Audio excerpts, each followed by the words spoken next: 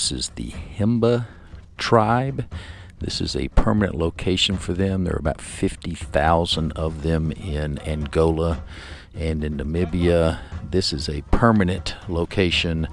They make their living mostly off of cattle, which obviously begs the question, what in the world are they doing here? But their cattle are being kept some distance from here where it's greener, where they have pasture. Our guide said that the last time they got a good rain here was 2011, and apparently there was enough vegetation then that they could keep the cows here, but hadn't really rained since then in any appreciable way.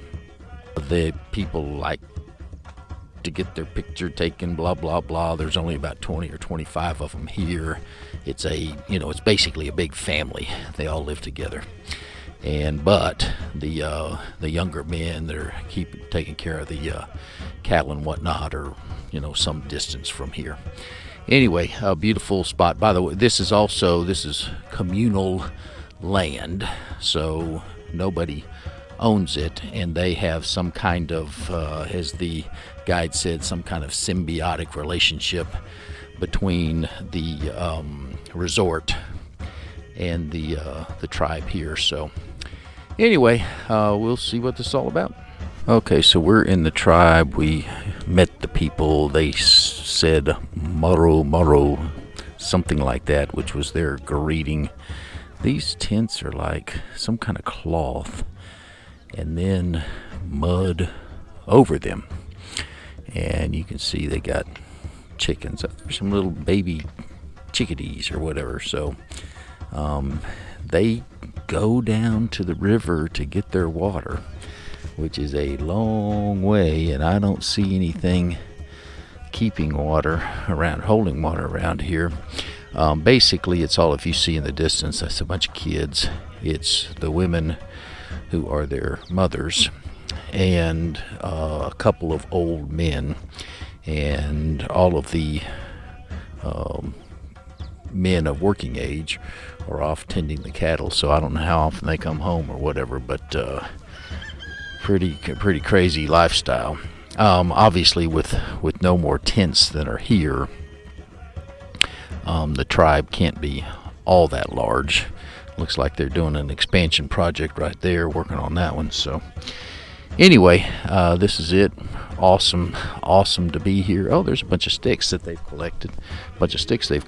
To build another hut, I guess. So yeah, there's some kind of, I assume that's what they're going to eat, or what they do eat, plus some other things. So okay, so there is an older gentleman that's here. He's the patriarch of this entire tribe / family.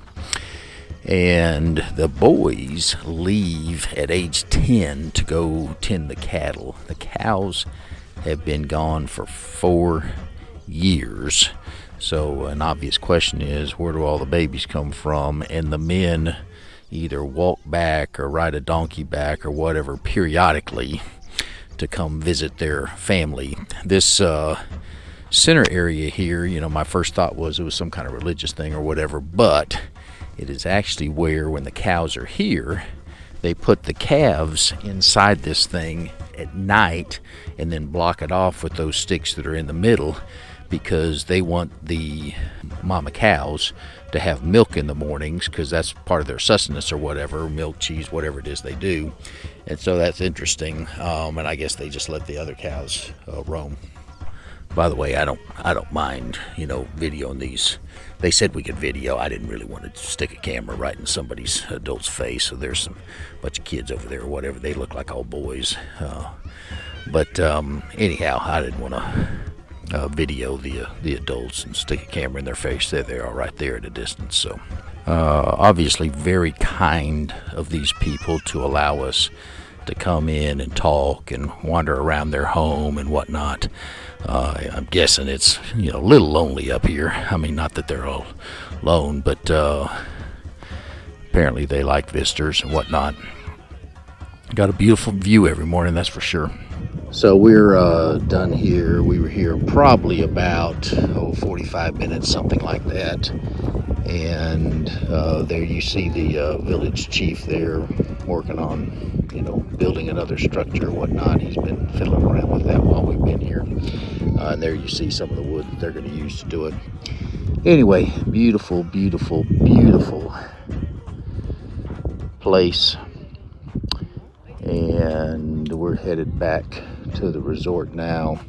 Our guide told us that one time he came up here, and again, they raise cattle, and they happened to be here, and the chieftain had just slit a cow's throat. Sorry to be gross.